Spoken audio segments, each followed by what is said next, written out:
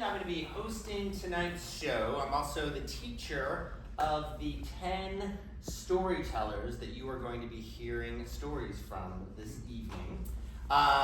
Some of them might be funny, some of them might be sad, they might be inspiring. The goal is that they are their truths. So we worked for 7 weeks on people sharing stories about things that occurred in their lives, and so that was the only prerequisite for choosing what was going to be told. The goal is that you are going to be inspired so that you're going to want to start sharing stories afterwards. I will name, I believe, Sedgwick's is where people will be able to share stories afterwards when the show is over.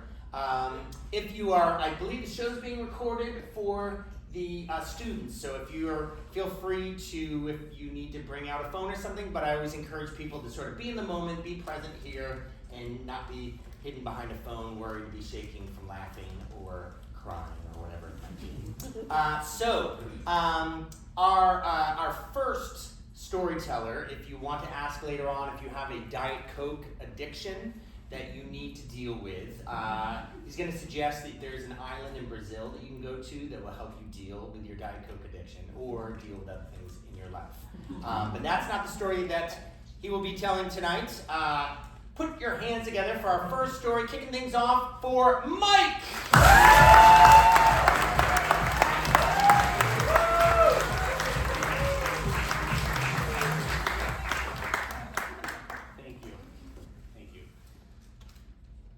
Turned 40, I did not want to be around anyone who could make a big deal out of it. I wanted no lordy bullshit or other cliches. So my partner John and I decided to celebrate it far away from home with a vacation in South Africa. We planned for 2 weeks, starting and ending in Johannesburg. We go on safari, we celebrate my actual birthday in Cape Town, and to add a little bit of adventure to it, we flew Ethiopian Airlines through Addis Ababa as opposed to more conventional methods on South African Airways. In the weeks and days leading up to departure, we stocked up on our anti-malarials. We got our typhoid vaccines. We got our safari gear. I learned I looked like the Hamburglar in a safari hat. And, as if we weren't already paying attention to the news, our families made it a point to keep us up to date on this respiratory virus that had started in China and was now working its way into Asia and Italy. We figured, if they can keep Ebola at bay in Central Africa, we'll be fine. Besides, this virus isn't even in Africa. We left Chicago on March 11th, 2020. It was a pretty ordinary day at O'Hare, other than an abundance of Purell at every newsstand, and the whole terminal giving dirty looks anytime anyone would cough. But all of that would be forgotten about as the plane took off, and the rest of the world for that matter, because 15 minutes into the 14-hour flight, I learned there was no Wi-Fi on the plane. Nevertheless, we made it on to Addis Ababa and Johannesburg, and when we landed and I had a cell signal again, I learned that my office was closing for 2 weeks because of the coronavirus, and they wanted to track everybody's travels. Well, my team already had my itinerary. We figured 2 weeks, that's how long we'll be gone. They'll have this figured out by the time we get home. We'll be fine. Our time in Johannesburg was going to be short by design. Just a quick overnight onto safari the next day. We started feeling human again in time for dinner that night, and so we picked our restaurant based off of which one had the most people at it. We continued on the next day on safari. Our safari was set up at a tent camp on a remote game reserve adjacent to Kruger National Park, South Africa's Yellowstone. We were glamping. Our tent even had an air conditioner in it, but communication was limited, to put it nicely. There was no cell service. There was spotty Wi-Fi, but only in the main lodge. And even to communicate with camp staff at night meant using an air horn. However, when we could plug in, the headlines weren't great. COVID was in Africa, but no cases were south of the Sahara. So we figured we were okay. And besides, we're getting to see endangered rhinos up close, which is really cool.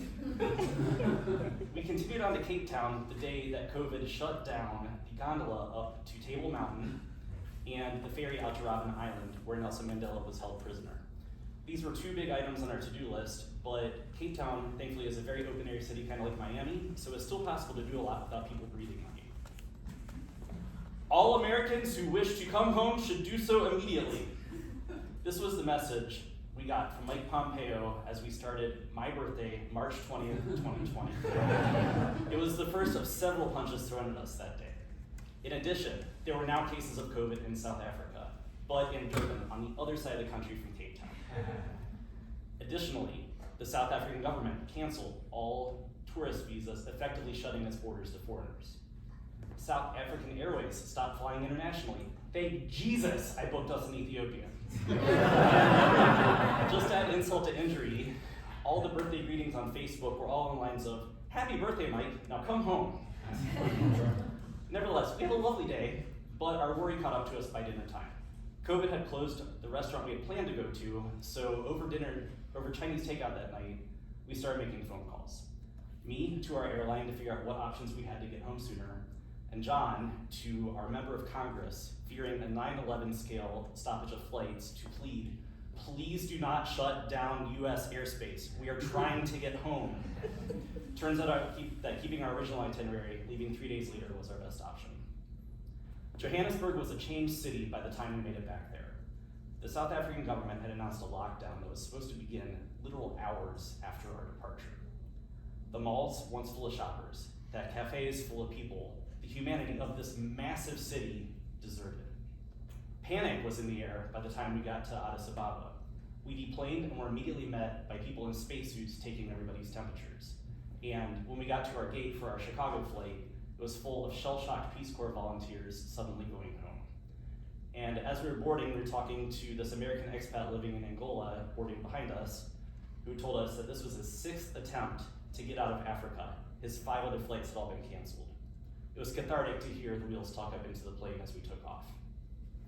16 hours later, we landed in Chicago. And much to our surprise, there wasn't anyone in a spacesuit racing to take our temperatures. There was no one with a Q-tip ready to test us and quarantine us. Just the usual Terminal 5 arrivals hall. Devoid of people, stunned silence only broken by the thuds of suitcases sliding onto the baggage carousel. We were home. God bless America. It took about a week of being home for the gravity of what had just happened to really sink in, and for us to realize just how many bullets we had dodged. I can thank my cousin who does aid work in Rwanda for keeping my family off ledges, but the time Mike almost got stuck in Africa on his 40th birthday is now the stuff of legend. I guess some birthdays are just meant to be a big deal, whether you want them to be or not.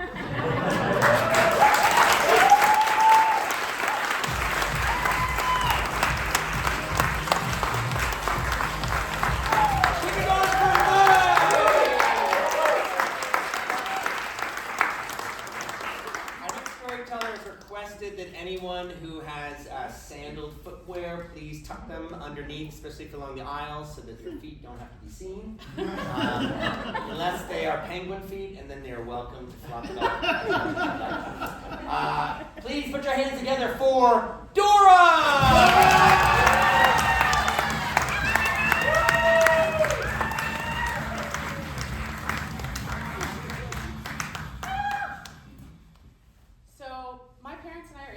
From Mexico, and we came and settled in California when I was about 4 years old, and grew up in California most of my life. That has made for a really awesome journey to get to bond with my parents over what it's like to experience that journey together. And it wasn't always easy, and there was adversity, but there was also a lot of joy and a lot of happiness around that. For me, I think back to being in high school and my mom coming home from work and her not understanding some of these weird idioms that we have in English that don't make a lot of sense. And if you don't speak English and you try to translate them, you're not sure what they mean. For her, some of that was something being a piece of cake and her wondering why there's no cake in the office. Another one is a coworker saying that it's better to have a bird in the hand than two in the bush, and her wondering why the heck we're talking about birds when she works in retail. And another one is explaining the concept of just kidding to her, where she had asked a coworker to help remove something, and the coworker with a straight face said no, paused, and then said just kidding. And she wasn't sure why someone could be rude but then also help her. And so that still happens every once in a while, but I have that vividly ingrained in trying to explain to my mom that she's learning English. For my dad, being an immigrant, what that has meant to him is being really proud of the life that we have built and the opportunity he has given his children. He does not play the humble game at all. He, for context, is the type of man that anytime he has met my bosses and they are kind enough to say, we're really lucky to have Dora on the team, he says, you are. He's also the type of dad that if he gets a compliment about what a great job he's done raising his children, he says, I know.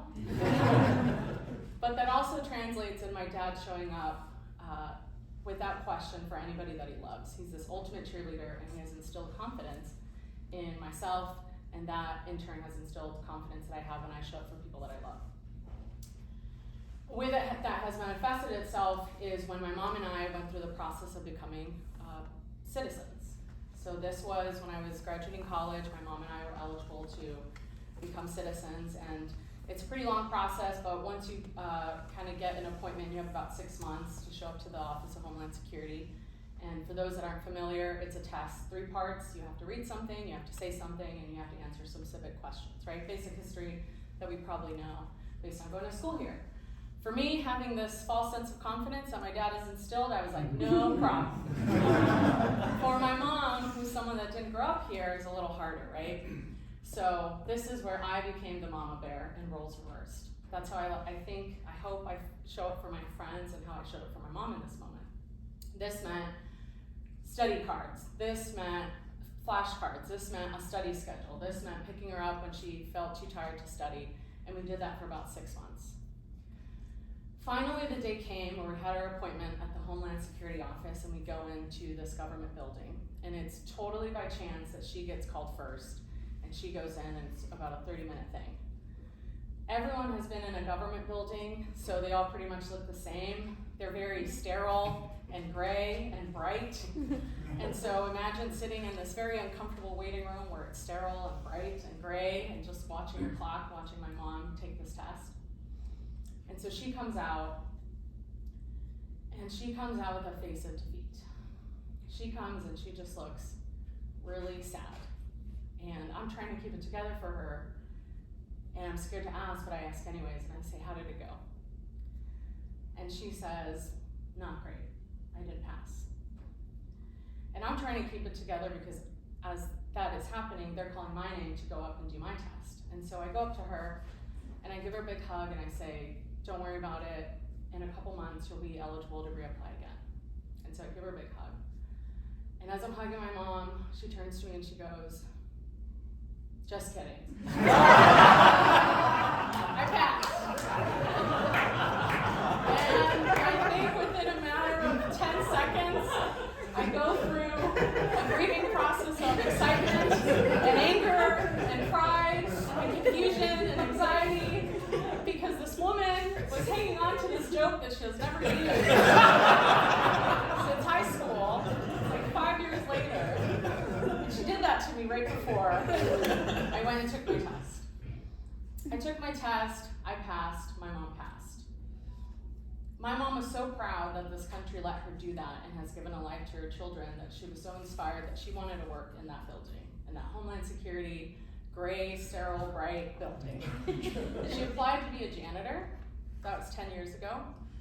10 years later, people have mentored her and invested in her, and now she has a corner office and is part of the biometrics team. And so I guess for my mom, you could say it's been full circle, which is probably a term I have to teach her now.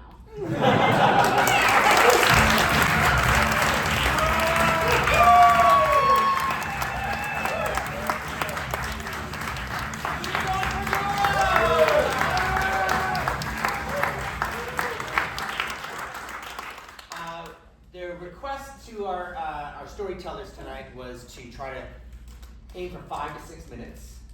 So if you have 15 to 20 minutes later on at the bar afterwards, you can ask our next storyteller about the worst date that he's ever been on. But first, a different story from Sean!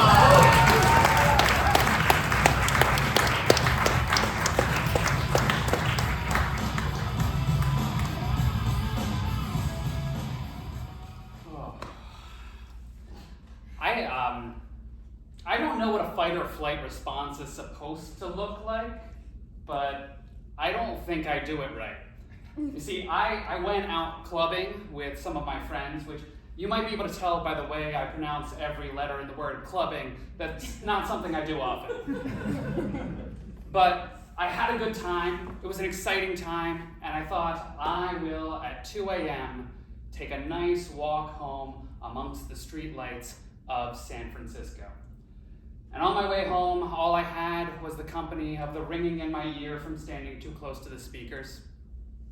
About 4 blocks from home, I come upon a stranger with a shopping cart, a basket full of mysteries. And as I approach that person on the corner that they're on, they turn to me and they say, "You need to stop stalking me." And I was like, whoa, that's a rough way to start a conversation. But I was hooked. So I thought, hey, I've never been a stalker of a person, but maybe it's just an easy mistake. We will clear this up. So I said, "I'm not stalking you." Clear, concise, cut straight to the point. They said, "Yes, you are stalking me." Clear, concise response that was assisted by the point of a machete that they drew from their basket of mysteries. So it's at this point that I decide I should probably start walking in the other direction. So I'm walking backwards now. And for the sake of brevity, I think it's important that we just give this person a name. I'm going to go with Phobos, the Greek god of fear and panic. That way, if you don't enjoy this story, you at least go home with an interesting fact. So, as I'm walking backwards, I'm thinking, all right, well, what do I do in this situation? I could become more aggressive and try to scare Phobos with their taller, more muscular, confident demeanor. Nope, that's a dumb idea right off the bat. Okay, I don't want to run. You see, I have patellar tendonitis, and if I run without warming up, it's just going to be so sore the next day. For those of you paying attention, implicitly what I'm doing here is I'm like, well, I'd rather be chopped up with a machete than have trouble going up stairs Saturday and Sunday. So I might as well take the machete. You know what? Third option. I'll just ask them to stop politely. Could you stop approaching me? No, okay. Recalculating. Okay, here's my plan. I'm going to go across the street and continue to go home. Okay. Wow, magnificent. I just had to exit the play that we were reenacting for some reason. And everything was fine. I crossed the street and I continue to walk home, and I think I should probably call the police. But I'm fine. Physically, I'm fine. And I don't want the troubled Phobos to be put in any danger. But then I thought, what if someone else less reasonable than I comes across Phobos? And they are not as well off as I am. Bearing in mind right now, Phobos is still following me. Just 50 feet behind, still following me. And so I decide I'll call the police. And I'm on the phone with the dispatcher, and they're like, "Can you describe him? Describe your assailant?" I said, "No, you see, the thing is, I don't know their pronouns, and while it's not like super important, it's a detail that I think matters. And it's for that reason, being very progressive aside, I think the killer in Psycho, the movie, would have been caught a lot sooner if they had those progressive tendencies. Anyway, the cops arrived within 2 minutes. It's a very quick response time. Some of my friends were surprised and upset to hear that. They thought, wow, they never showed up to investigate the car break-in that I had. I thought, well, maybe I was in a little bit more danger than you at the point. But it's not the last time that someone in San Francisco was more interested in their car's well-being than mine.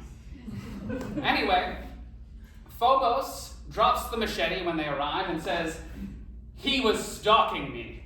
And I, needed to jump to my defense with the police officers. I said, "Officer, I have not been stalking this person," and I got the quickest side eye, like, really? Like, we know, like, you don't have the machete. I think we know who we're looking for here. This person is troubled. We're aware of them. They need help, and so we're going to get them that help. You are welcome to go home. Now, I'm very content with how that situation went that night. I'm reassured and confident that my compassionate approach to that situation is part of the reason I got out of it so well off. And for that, I take a lot of pride in my compassion.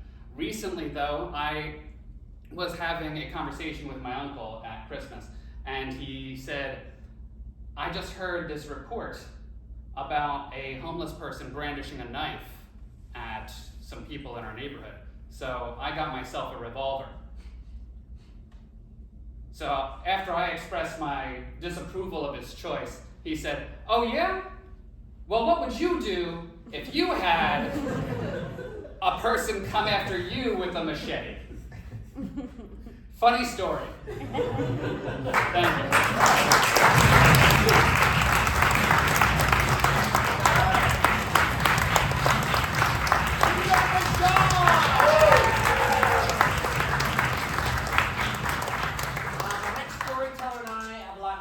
She has a 19-year-old son as well as I do. She has flat feet as well as I do, although where we begin to separate is on our second toe. I do not have as long and a regal toe. Is what it's called. I would have her demonstrate, but again, Dora might get very upset. So we're going to move on from there to Debra!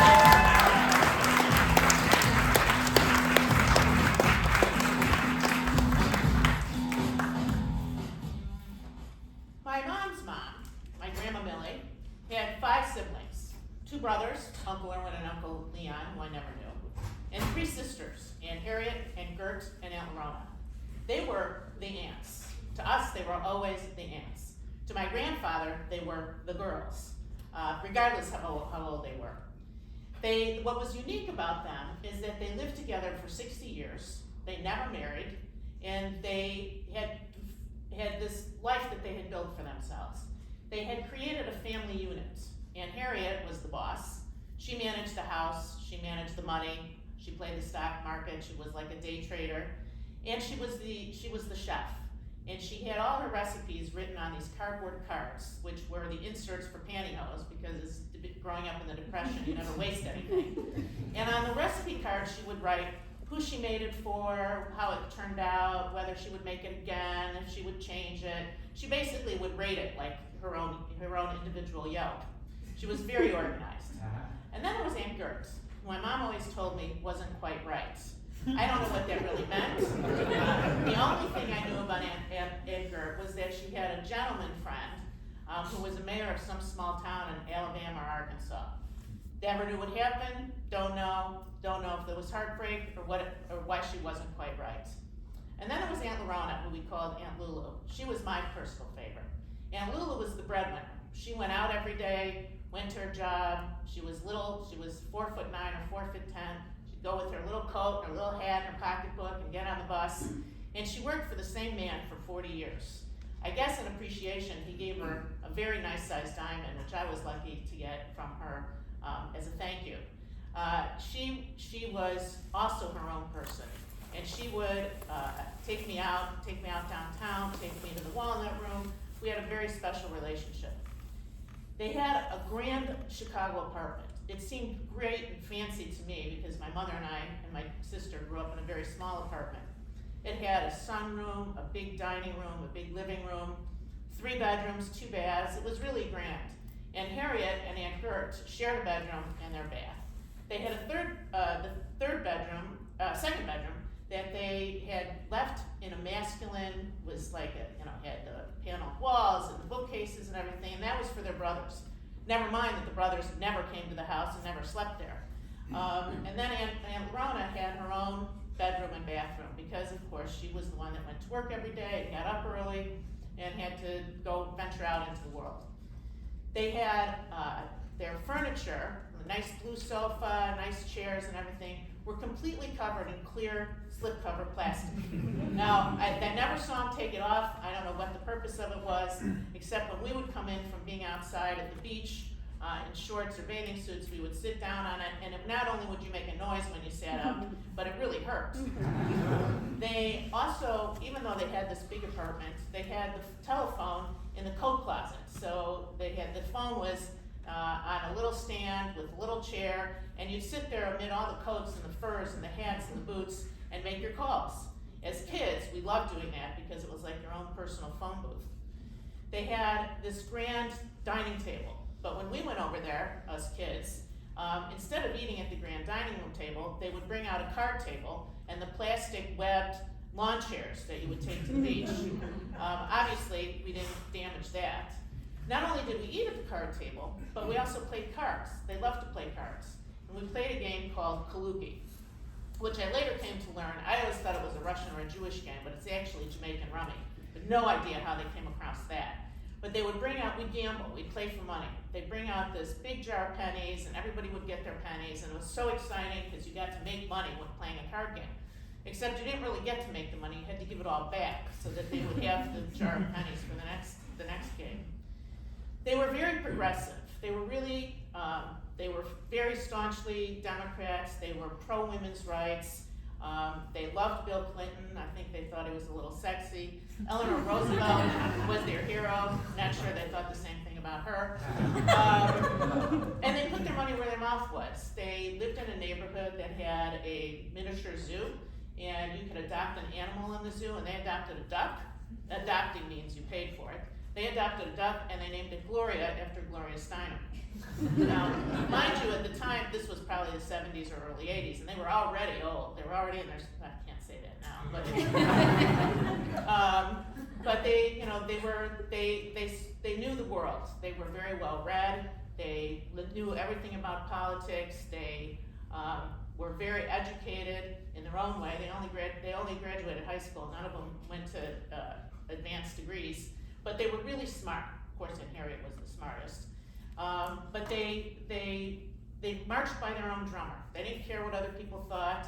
They had developed their own lives. You never got the impression that they had any regrets or that they were bitter. Quite the opposite. They were really pretty much badasses in the way they conducted their life. You know, sometimes you run across people in your life that leave an impression, that you take something away. And for me, that was the ants. I've always taken away, and I carry them with me wherever I go. Now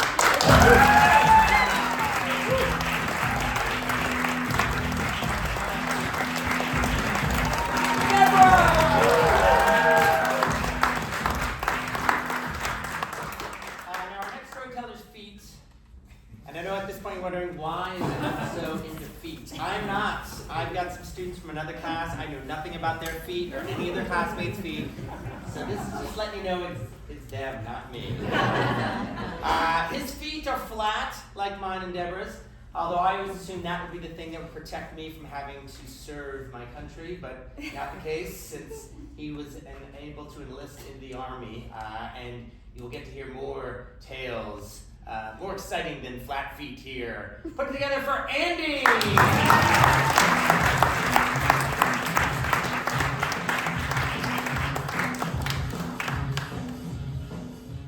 So I was having a hard time figuring out what story to tell tonight, and I went through a lot of different options. Originally, I told everybody I was going to tell a story about getting caught in a hurricane on a sailboat in the Atlantic 2 years ago, which has turned out to be a much longer story, a much shorter story. So the one I'm going to tell today is about how I went out with a friend of mine for my birthday 6 years ago. We started off by going to the Cubs game. Pretty uneventful. We got there right at the beginning of the game, heard the national anthem, left at about the beginning of the 8th inning. We went across the street to Sluggers, the world famous dueling piano bar. You guys are all familiar. After being there for about an hour or so and seeing some other friends of mine, we decided it was time to go. Now we didn't drive, so we took a lift from Oak Park to Wrigleyville. When we left Sluggers, we walked outside to find a stretch limo. And I told my friend, oh, our ride's here. And he's like, what are you talking about? So I walked up to the driver and I said, do you have a customer for your limo? He says, no, I don't. I said, do you have alcohol in your limo? He He says, yes, I do. I said, I'd like you to take us to Gibson's. He goes, I can do that for you. So then we get in the stretch limo for my birthday, and we go venture to Gibson's. We get to Gibson's, get out of the limo, and are promptly greeted by a manager and a security guard at the front door, who asked us, how can I help you? And I said, well, we'd like to get a table, we'd like to have dinner. Okay, no problem. Unfortunately, we don't have any tables available right now. We can put you at the high top at the bar, you can have a drink, and then when your table's available, we'll seat you. It sounds great. So my friend and I sit at the table, we're having a drink, there's a couple next to us who we didn't know, and the husband starts engaging us in conversation. Very nice man, he introduces us to his wife, we introduce each other to him, and at the end of the conversation, he gets up to leave. He says, my wife and I are gonna be heading home now. It was very nice to meet you, enjoy your dinner. He handed us both a business card, and the business card simply said, Gibson's, Steve Lombardo. I figured, this must be the owner because he doesn't have a title underneath his name. He left, my friend and I were then promptly seated, ordered our steak dinner, our appetizers, our bowl of lobster bisque soup, had a drink or two, and now it was time to go. The manager came over, handed us the bill, and said, gentlemen, your dinner's been taken care of. Not understanding why, we opened it up, and it listed everything that we had ordered and the amount it was.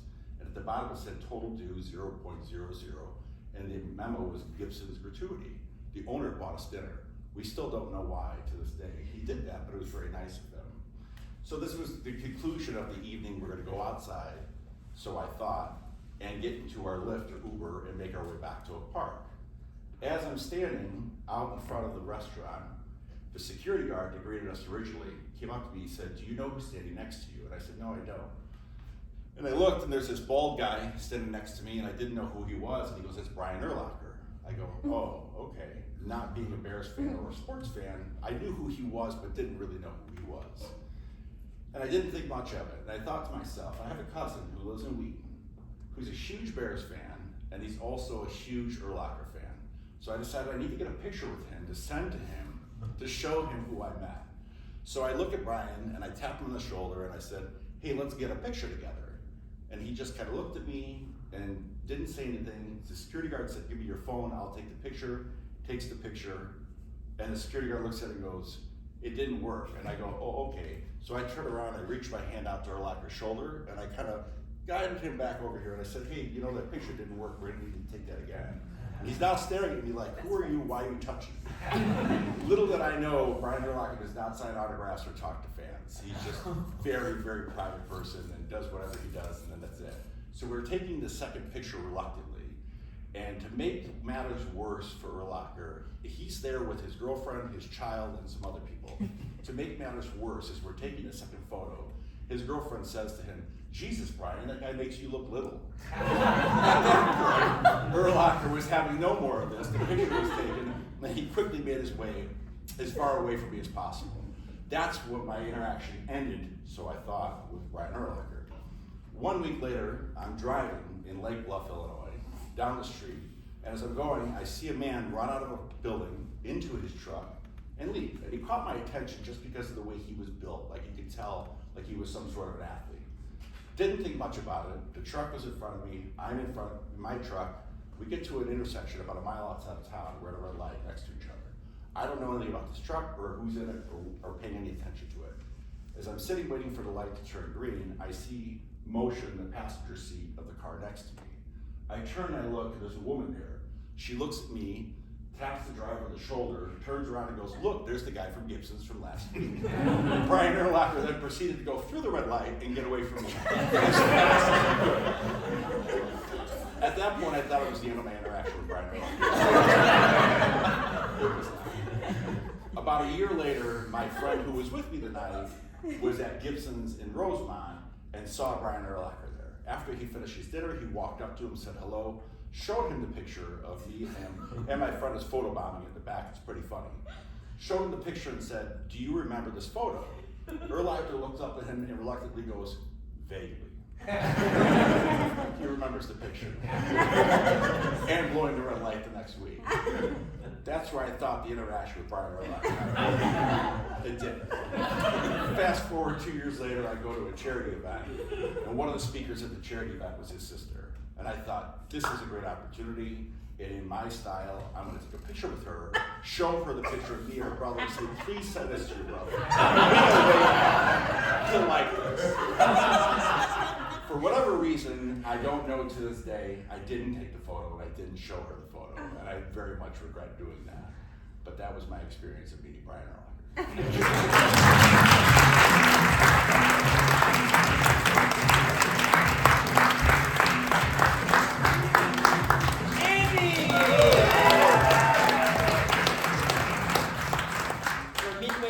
I will not do a halftime show for you.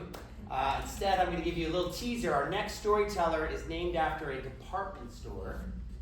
Give you some time to begin to start thinking. It's not Bergdorf, not Montgomery, nor Robux. Put your hands together for Neiman!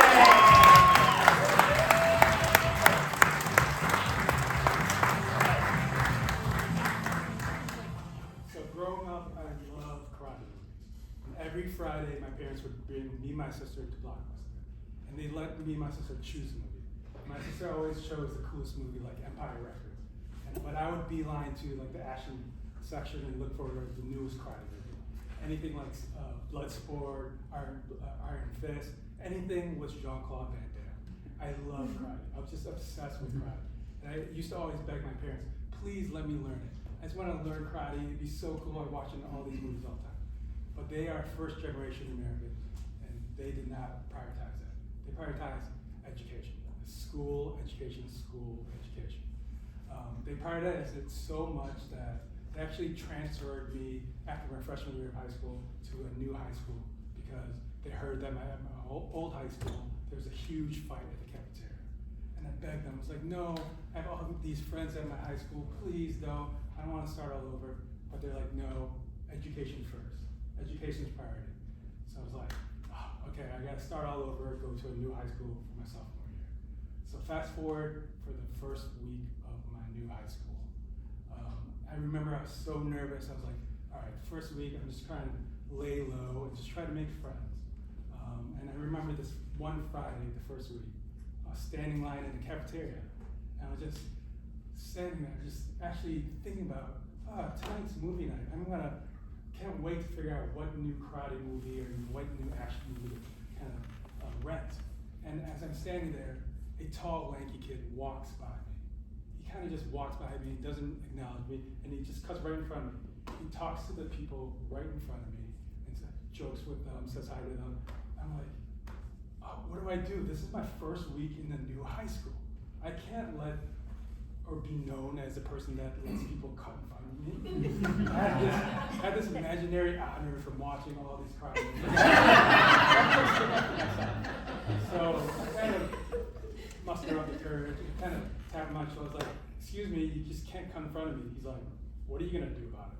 And as I was looking at him, I remember, he's so tall, he's like 6'4", and I'm like, at that time I was 5'6", a skinny kid, and he's like, you can't do that. And we just went back and forth, started getting louder and louder. Eventually, a bunch of students around us started noticing. And eventually, a teacher starts walking towards us. This kid sees that. He's like, meet me by the flagpole after school, and you're gonna regret it. I'm like, what? This is my first week of school. I've never gotten in a fight in my whole life. I don't know what to do. I'm like, okay. And once the teacher comes over, we disperse. He kicks us out of lunchtime, and we have to go about our day. And I remember the next period, half the class came to me, hey, I heard you're about to get in a fight with George after school by the flagpole. I'm like, what are you talking about? It's like, yeah, the whole school knows. You're about to get into this huge fight at the flagpole that's right next to the student parking lot. I'm like, yeah, totally. That's what I'm gonna do. I can't say no. The whole school knows. I can't say anything. So I'm just sitting in class, dreading, all nervous. I'm like, I don't know how to fight. I have no idea what to do. The day comes, or the end of the day comes, and I start heading towards the flagpole where the student parking lot is. I see this huge crowd. And I'm like, oh, my palms are sweaty. I'm like, I don't know what to do. It's like, this guy just go for it. And I part through the crowd, and I see George standing there, 6'4", tall. He's a little lanky, but he's way bigger than I am. And get to the center, and I start hearing the crowd chant, fight. Straight out of a movie. I'm like, all right, here goes Neiman. He's like, you watch all these karate movies. What you gotta lean on, that's what you gotta do. So I kind of getting like this little boxing, Bruce Lee or Jean-Claude Van Damme stance, like just getting ready to fight. And surprisingly, he's like a few feet in front of me. So he gets into a similar kind of karate kind of motion fight too, or like stance. And I'm thinking to myself, what do? Do I throw a punch or do I kick? And I was like, well, what would Jean-Claude Van Damme? So for that first move, I tried this roundhouse kick that I've never tried ever in my life, and I totally whipped. And I hear like a giggle from the crowd. But then I look and I see George kind of smirk, and then he strangely does like this karate front kick at me, but he totally missed. And I heard another giggle. And then slowly, like going back and forth, me and George is just kicking at each other, not really punching. Karate moves. And the giggles start coming louder and louder until it's like a full laughter. And me and George have not thrown a single punch. We keep trying to kick each other, different jump kicks. And finally, me and George look at each other. We kind of like smile, like, you want to keep going? I'm like, no, not really. He's like, all right. So then he just walks up to me. He's like, do you like karate movies? I was like, yeah. How did you know? Like, I can tell by your moves. And that was actually my first friend that I made. I knew after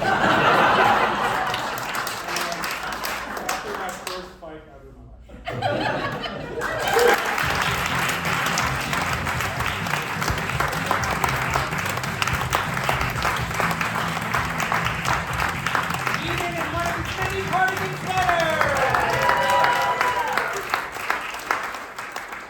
Can worms handle pineapple? How about meat scraps? Baked goods? These are questions that I think our next storyteller wants you all to begin to think of as she is proposing composting should become a bigger part of our lives. So this is not a story about composting, but again, if you want to find out more about how you can compost in Chicago, you should approach her afterwards at the bar. Please put your hands together for Nicole!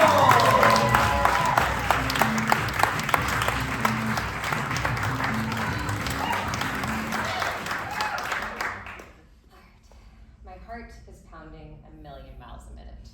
I'm wearing this goofy black and turquoise jumpsuit that has hand grips all along my arms and legs for my instructor to grab onto once it's go time. I spend the 20-minute flight up to 14,000 feet practicing this long rehearsed dance in my head of checking all of my harnesses, checking my radio, checking this altimeter on my wrist that tells us our altitude, and checking this hacky sack-like grip that in a matter of a few minutes will help me pull out my very own parachute. I'm about to go and take the plunge for my first solo skydive. And while I felt super prepared, it also felt like I had just pounded 20 cups of coffee that morning. I look around this small plane of 14 people, and it's a mixture of tandem skydive customers that are harnessed to their professional instructors, licensed solo jumpers, and one other solo skydive student like me, the wannabe licensed skydivers whose instructors will hold on to us until it's time for us to pull our parachutes. And there's this collective growing energy. I'm swapping nervous glances with this other student, but we're all super duper excited. So we reach 14,000 feet, and the pilot flips the switch to turn on a yellow light at the back of the plane, which means it's time to open up this big door, peer out over at 14,000 feet, and locate the drop zone where we will be landing in a matter of a few minutes. And even though it's 20 degrees colder up here and the wind is absolutely howling, my mind begins to grow quiet. Eventually, the light turns to green, which means it's go time, and I will be the first one out of the plane. So I kneel into my lunge position, and my hands straddle the edge of the plane door. I look out at the horizon, and I look back at my instructor, who's now gripped onto my jumpsuit. I yell, "Check in!" He gives me the signal, and together we both push out of the airplane, and I arch my body into this awkward, upward-facing banana shape. Now, for the next 1 minute of free fall, I am laser focused on all of my tasks at hand. My mind is right here, right now, nowhere else. And simultaneously, I'm in this time warp. 1 minute of free fall, the world kind of slows down, but also at the same time, 1 minute completely flies by. Pun intended. Excuse me. But after that, we reach 5,000 feet together. I lock onto my altimeter. I wave my arms twice to signal it is time to open up this massive parachute. And I reach back and I frantically fumble a few times for this hacky sack like ripcord until my instructor finally directs my hand to the right spot, in which time I pull out with all of my might. I watch him fly away, and I look up to see this beautiful, perfectly packed, colorful cloth designed to save my life emerge above my head. I suck in a deep breath, and I let it out with a whoop! Nervous energy just dispelling from my body. I'm stoked to be alive at this point. For the next several minutes, it's just the sound of the breeze flying past and my heightened breathing as I go through all the safety procedures for what I consider to be the scariest part of the entire skydive, the landing. Eventually, I hear my instructor's voice emerge on my radio, helping guide me back to our giant student landing area. And I get to about 50 feet above the ground when I think I hear my instructor tell me to begin my landing sequence. So at that time, I pull down on my toggles and I start to slow down my parachute. Turns out that's not at all what he said, and 50 feet is pretty high to do this. So I end up stalling my parachute, which means I just basically slow down enough that instead of coming at the ground at a nice horizontal, easy angle to land at, I am instead plummeting straight down toward the ground. It's less than ideal. My instructor comes on the radio, and the next thing I hear is, oh boy, prepare to PLF, which is basically a fancy acronym for prepare to eat shit and roll out your landing like you were trained to do. So it's not my finest landing ever. I take a nice little tumble, I brush the dirt off, and I stand up unbroken. Holy smokes, I've just landed my very first solo skydive, and I was absolutely on cloud nine. Another pun intended. For all of you, I share this story because skydiving has become a very powerful reminder for me of one of my favorite cliche phrases, life is a near-death experience. And no, I don't expect all of you in this room to share in this highly specific desire to gracefully plunge out of a plane, but I do have a similar wish, a lingering wish for all of you to experience perhaps a similar sensation. Maybe that's of true liberation. Perhaps that's of you exploring what living life to the fullest means for you, or perhaps it's the mindful practice of being present and here right now in this moment. After all, I am a firm believer that the power of presence, both for ourselves and for all of each other, is one of the most powerful gifts that we can share, especially as we listen to each other's stories here tonight. Thank you.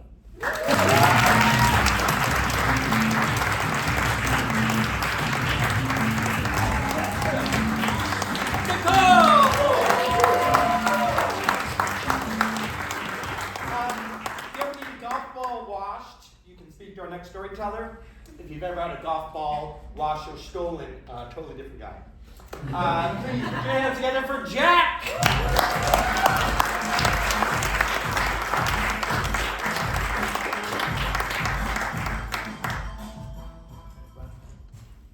My family has been in Chicago for over a century. A fact that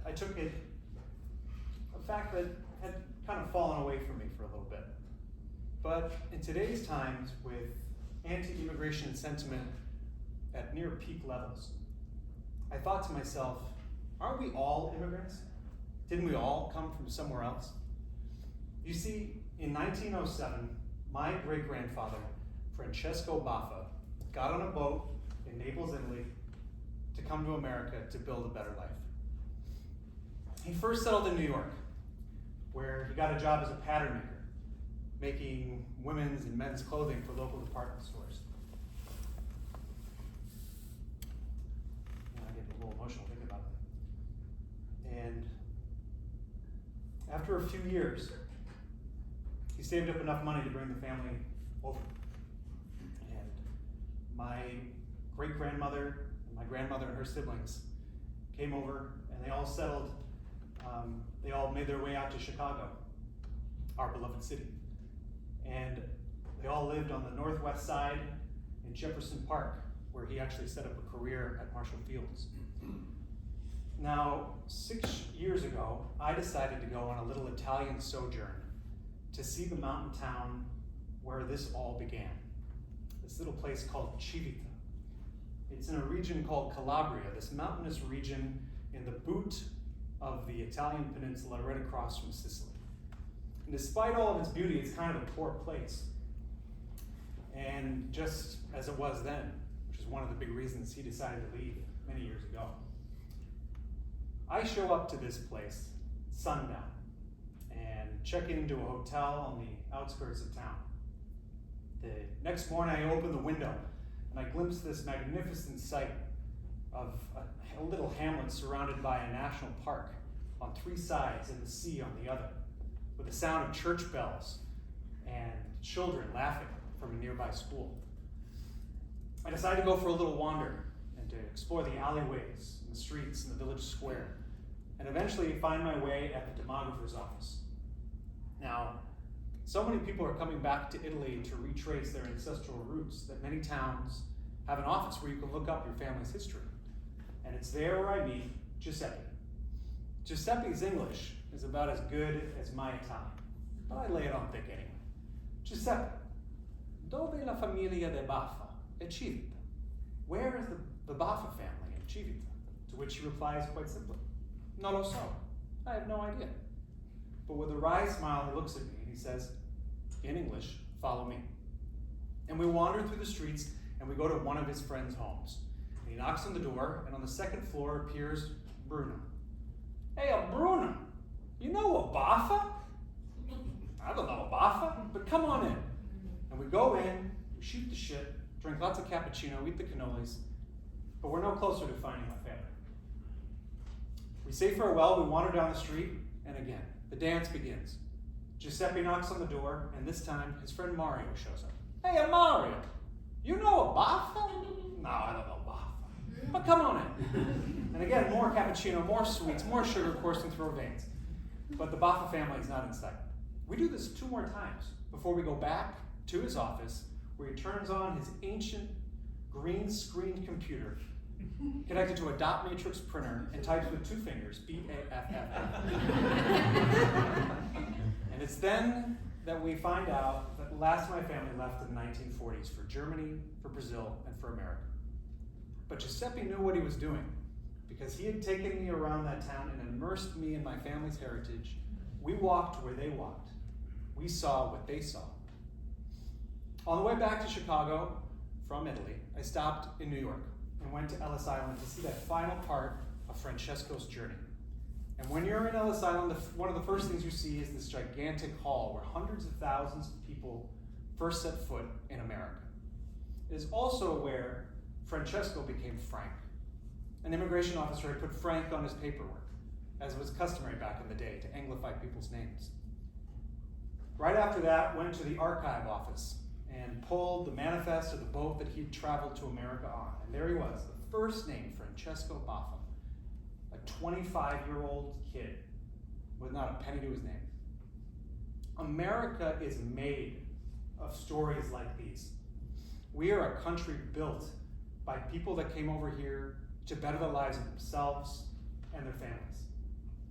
And so tonight, when you leave this theater and you're walking around the street, know that every person you see is either new here or is here because someone in the past made the risk, made the decision to come here. And with that knowledge, I hope that we can be more understanding and welcoming to all those who come here to do what our ancestors did before us, become Americans. Thank you.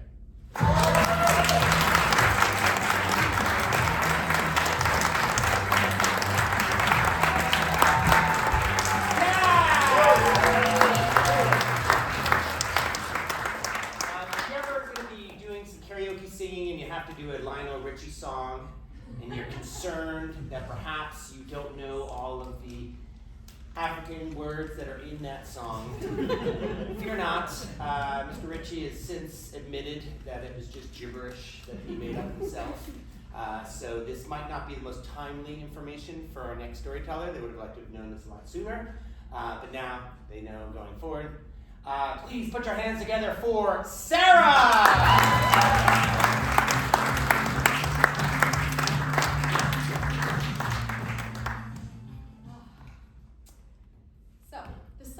Going into my senior year at the University of Notre Dame was one unlike any other. It changed my life. My dad died that summer. It was sudden. There was no build-up.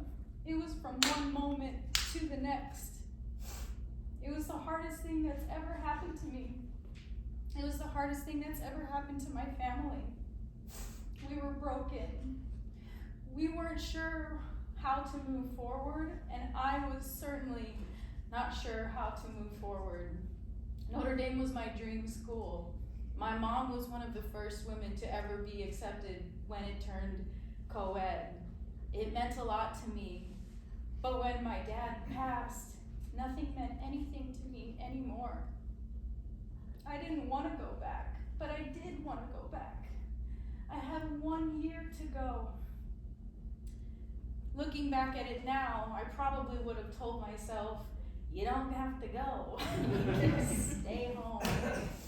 But for so many reasons, I ended up heading back to sunny South Bend, Indiana, to finish out my last year at school, the best that I could.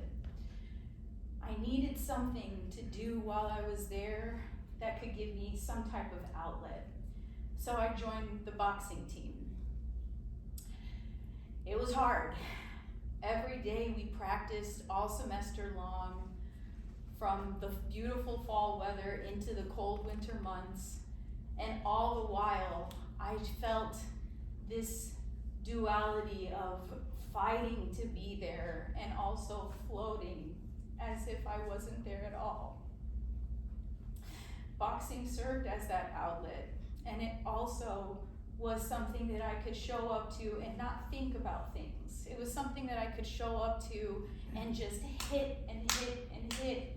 Any pain and anything I wanted to feel, I let it out in that way.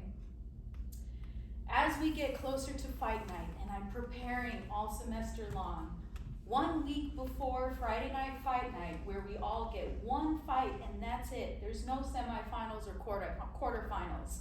One and done. A week before, I find out that not only my novice self is fighting an experienced second-year fighter, but she's a southpaw, which means she's a left-handed fighter. What the hell? All semester long, I'd never practiced with the southpaw. I didn't really know why, but I just never did. All the while, my left was kind of my weak side and my right was my power. So I thought, all right, left, whatever, right, we gotta get that in. My coaches before this fight told me, no, we need to strategize because it's a lot different when you're mirroring your opponent. So let's work this next week out and get you ready for fight night. I was scared shitless. I thought, I've been preparing for months, and for what? I'm about to get the pain.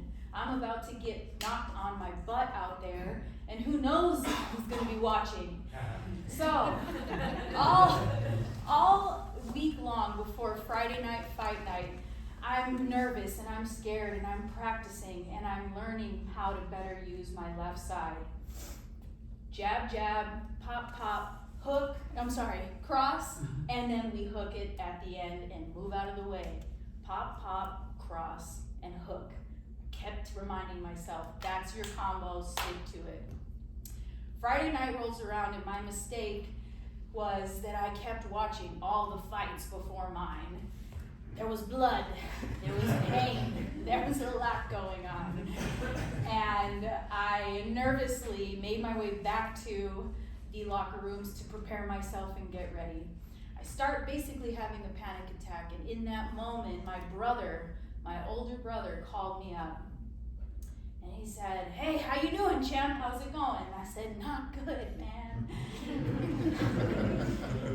I don't think I can do this, actually. And I was really freaking out to the point where I really didn't think I was going to make it onto the ring that night. He gave me the best pep talk he could have ever given me. And he told me, is this person, have they gone through what you've been through just a few months ago? And I was like, maybe. Like, probably not. Most likely not. So no. And he said, well, do you think that she can outfight you tonight? And I said, no. And he said, okay, that's it. Lock it in. You're gonna do this. And he said, did you get the package that I sent you this last week? And I said, yeah. He's like, okay, on that package, your note said don't open it until fight night. And he said, okay, open the package. And in that package were 2 wraps. I let them out 15 feet in front of me, and all along the wraps, in fresh Sharpie, were messages from my family, and eyes of the tiger just jank all over there. I can still smell what that Sharpie smelled like, and my last name in Old English on the straps to tighten it up at the end. He said, put those motherfuckers on and get out there and do what you're gonna do. So I'm wrapping my wrists and I'm seeing these messages from my mom and my 2 baby sisters and my brother, and I'm just filled with hope, and I'm filled with something other than fear. My mom writes messages like, knock her block off. And I'm laughing and just seeing like all of the messages from my baby sisters completely misspelled and just odd lettering. And I'm feeling them as I'm wrapping up to go to this one fight. I take my dad's picture and I put it in my left side and tuck it into the wraps and then finish it out. And I thought to myself, that's kind of funny. This is my pop.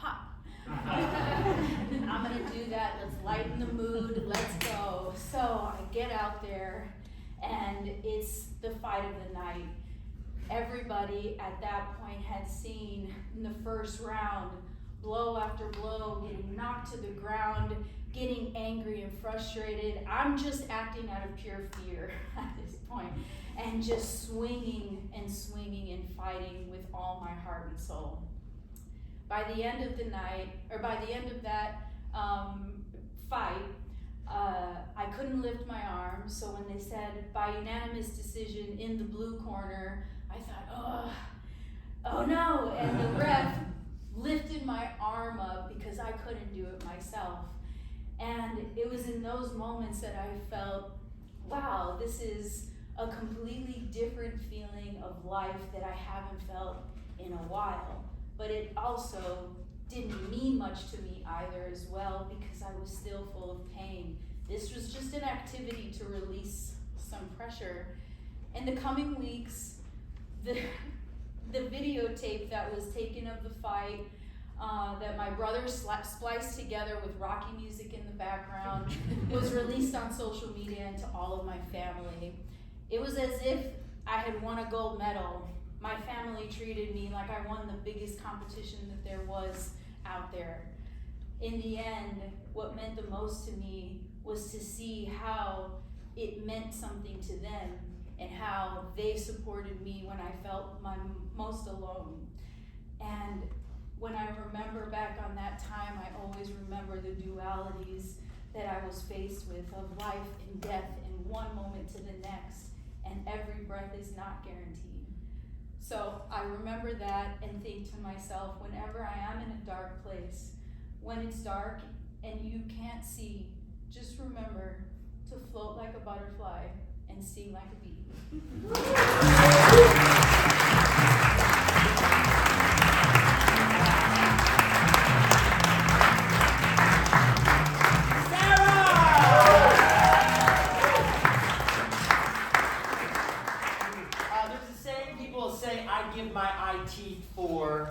Something that's really important to you. Maybe Dora, you can have had to explain this in the past.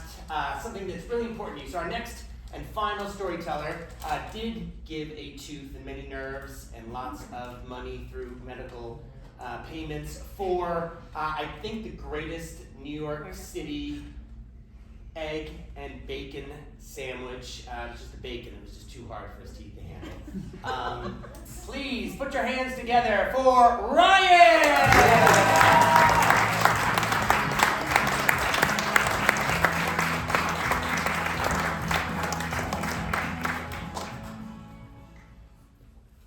Growing up, I was convinced that my dad agreed to have kids only because he realized that if he had kids, he'd have an unlimited source of free labor. He was a workaholic who did not believe in the value of rest or relaxation, and that was a philosophy that he imposed on our entire household. I never saw him truly have any joy in parenthood, except when he was watching me and my younger sister toil away at whatever back-breaking chores he thought of. In the summer, we'd be outside, pulling weeds with our bare hands until our legs cramped from squatting, our backs ached, and our hands were bloody and blistered from yanking on thorny weeds all day. In the winter, we'd be in his garage, where we would be cleaning and sorting mountains of greasy car parts, or otherwise we'd be cleaning out his disgusting work vans. Obviously, this was not how me and my sister wanted to spend our time as kids.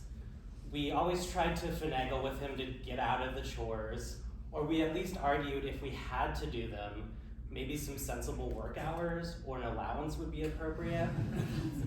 My dad's response to these arguments was always the same. Your payment is living in my house. Okay. Eventually I grew up and I moved out when I was 18 to go to college. My dad kept his always busy mentality, just shifted all of the chores then onto my sister and my mom. 10 years passed, and in April 2016, my dad died at the very early age of 51. Smugly, I can't help but wonder if perhaps some rest and relaxation would have ultimately done him some good. At least maybe bought him a couple extra years. After his funeral, my mom calls me and she says that she discovered that my dad had this secret storage unit and that we had to empty it immediately, otherwise she was going to continue to get charged for it. So I say I'll come help, and the following weekend I go down and she, my sister, and I get a pickup truck and head out to go find the storage unit. We put in the directions into GPS and we see that the directions are taking us 20 minutes outside of town into the dry desert plains of eastern Colorado where my parents live. This seems like a very odd place for a storage unit, but we get in the car, get in the truck, and go. And sure enough, 20 minutes later, we're in front of the storage unit. It's out in the middle of the desert, in the middle of nowhere, and it's what I can only describe as a mix between a small airport hangar, a military bunker, and a hobbit hole halfway buried into the ground, covered with desert dirt. We cut the lock and throw open the door and see this thing is stuffed to the rafters. It's very clear the pickup truck is not going to be adequate for this job. So we go back into town, get a 15-foot U-Haul, and then come back and start unloading. Now, if this were a movie, or perhaps more contemporarily, a podcast, this is where I would say we spent a wonderful, sentimental day going through all of these treasures that my dad had. We'd find things like love letters that he wrote to my mom, or family heirlooms, or a chest full of gold bars that he kept for us to have. But that's not what this was. This was a secret desert bunker full of shit. It was the most random collection of things. We found old broken furniture, kitchen appliances, neon bar signs, of course car parts and tools. Nothing with any type of sentimental value, and certainly nothing with any monetary value. So we're cleaning this out, and the whole time that we're taking stuff out of the unit and putting it into the U-Haul, I remember having these conflicted feelings of being, one, sad because he was gone and it was still 2 weeks and feeling that grief, some surprise and confusion as to why he had all of this stuff and why it was out here in the middle of the desert. But also I was so angry at him. I was so mad for having all of this junk, and of course we had to take care of it and we had to move it and then figure out what we were going to do with it once we got back into town. And it was such a weird experience to hold those two feelings juxtaposing each other, missing him but also being so angry at him. So it takes us the better part of 12 hours to clean this thing out. We're finishing up by the headlights of the U-Haul. And finally, it's all empty. We close the door to the storage unit. We close the door to the U-Haul. And I take one last look at my dad's secret desert bunker. And I can't help but crack the smallest of smiles, because in that moment, I realize that that workaholic bastard made sure that we spent one more day doing his goddamn stupid little chores.